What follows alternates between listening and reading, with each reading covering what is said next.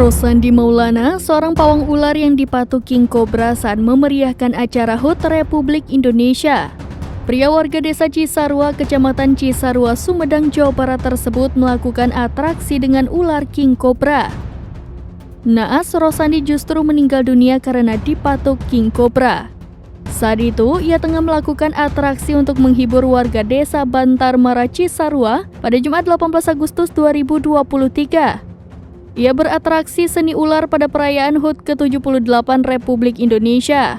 Dalam video yang beredar menunjukkan detik-detik Rosandi atau akrab dipanggil Bah Cobra dipatuk ular King Cobra.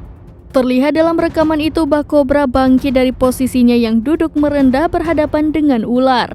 Ia lantas berdiri kemudian membungkuk untuk menyampaikan salam kepada penonton dengan posisi dua telapak tangan menempel di depan dada. Rosandi pun lalu pergi.